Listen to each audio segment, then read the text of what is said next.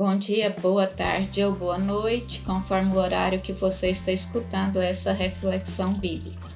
Meu nome é Múria, eu faço parte do Conselho Nacional do CEBI, Centro de Estudos Bíblicos, representando os estados da região Centro-Oeste.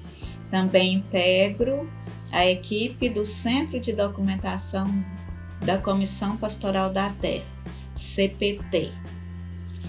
Bem, as leituras bíblicas propostas para o domingo 14 de janeiro de 2024, que abre a segunda semana do tempo comum, são 1 Samuel, capítulo 3, versículos 3b até o versículo 10 e depois o versículo 19, que é a primeira leitura. Tem o Salmo 39 ou 40. E a segunda leitura, que é a primeira carta aos Coríntios, capítulo 6, versículos 13c a 15a, depois versículo 17 e 20, e o Evangelho de Jesus Cristo, conforme a comunidade de João, capítulo 1, versículos 35 a 42. O meu jeito de refletir é como quem reconta a história, imaginando a cena e fazendo perguntas. Na verdade, vocês vão ouvir aqui um monte de perguntas. A primeira leitura nos diz que certo dia o jovem Samuel estava dormindo no templo onde se encontrava a arca de Deus e escutou uma voz chamando. Essa voz o chamou 3 vezes. E todas as 3 vezes Samuel ia até Eli, que também estava no templo, e perguntava: Eli, você me chamou? E o Eli falava: não te chamei não, volta a dormir. Só que na terceira vez que o Samuel escutou a voz, o Eli desconfiou ou compreendeu que Samuel estava sendo chamado por Javé.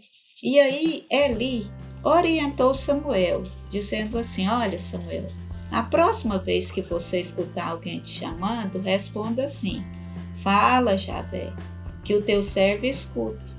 E assim aconteceu. Quando Samuel escutou a voz chamando, ele respondeu: fala, Javé, que teu servo escuta. E Javé falou algo parecido com isso para o Samuel: olha, diga a Eli que a injustiça não faz parte do meu projeto de vida, não. Não adianta querer tampar o sol com a peneira, fazendo holocaustos, sacrifícios para esconder injustiças, que isso não faz parte do meu projeto de vida. Então, essa experiência nesse encontro geracional, Eli e Samuel, fica mais ou menos essa mensagem. A injustiça não faz parte do projeto de vida de Deus. Lá no Salmo 40, nós somos convidadas e convidados a rezar, a orar, como quem reafirma a fé que Deus não quer sacrifício nem oferta. E Ele não pede holocausto e nem vítimas pelos nossos pecados, não. Isso está lá no Salmo 40, versículos 7 e 8. Aí, conforme o Salmo, nessa esperança, nesse jeito de ter fé, a gente responde a Deus: Deus, venho para fazer com alegria tua vontade, e eu guardo nas entranhas a tua lei. É uma experiência de alegria e de guardar nas entranhas a vontade de Deus. E ainda, conforme o Salmo 40, qual é a vontade de Deus? A vontade de Deus, conforme o Salmo 40, é anunciar a boa nova de justiça, falar de fidelidade e amor na grande assembleia. Fidelidade e amor na grande assembleia. E não ficar falando de divisão, gerando traição ou causando traição e falando de ódio. Ainda conforme o Salmo 40, fazer a vontade de Deus é experimentar um Deus de compaixão e misericórdia, e não de guerra e massacre. Na segunda leitura, que está lá na primeira carta aos Coríntios, nós somos provocadas e provocados a nos perceber enquanto corpo pessoal e comunitário, pois os nossos corpos são membros de Cristo. Lá na primeira leitura, Samuel estava no templo quando fez a experiência de sentir o chamado de Deus. Aqui, na segunda leitura, nosso corpo é santuário do Espírito que habita em nós e é dado por Deus. A orientação é glorificar a Deus com o nosso corpo, é experimentar Deus a partir do nosso corpo, que é sagrado. E aqui, segundo a carta, o corpo é para dar glória, viver experiência de alegrias. É um corpo que é para dar glória e viver experiências de alegrias, e não de violência, não de guerra, não de machismo, não de patriarcado, não de imoralidade, não de maus tratos, não opressão, nem agressão, nem abuso e ódio. É para vivenciar alegrias e dar glórias. No Evangelho, que é conforme a comunidade de João, tem um fato curioso. Ele nos diz que certa vez, no contexto em que João estava batizando em Betânia, que quer dizer casa do pobre, do outro lado do Rio Jordão, João, que estava com 2 discípulos dele, que era André, o irmão de Simão Pedro, e o outro discípulo, a comunidade não quis revelar o nome. Então, João estava com os 2 discípulos e aí, de repente, viu Jesus passando. Fato é que quando João viu Jesus passando, disse aos seus discípulos, aos discípulos dele: Eis o Cordeiro de Deus. Acontece que a comunidade joanina já tinha contado que no dia anterior, Jesus já tinha ido ao encontro de João e João já tinha dado um testemunho parecido com esse. Eis o Cordeiro de Deus.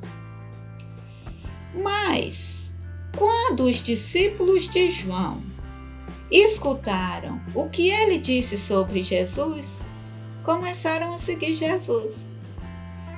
E aí, Jesus percebeu que estava sendo seguido e deu uma voltada assim para trás, olhou bem para eles e perguntou assim: O que vocês estão procurando? O que vocês estão procurando? É a pergunta. Vocês já viveram uma experiência de alguém responder uma pergunta com outra pergunta? Se sim, foi isso que aconteceu aqui. Quando Jesus perguntou assim: O que vocês estão procurando? Perguntou para os discípulos de João. Os discípulos responderam assim: Mestre, onde você vive? Mestre, onde você mora? E não foi uma pergunta qualquer, não, nem uma mera retórica. Ela representa um desejo de comunhão ou um desejo de permanecer com Jesus no lugar dele. Assim sendo, Jesus respondeu: Venham, venham, venham e vocês verão. E os discípulos foram ver o lugar em que Jesus vivia e nesse dia permaneceram com ele. Logo depois, a comunidade continua nos contando que André encontrou Simão Pedro, seu irmão, e lhe disse: Nós encontramos o Messias.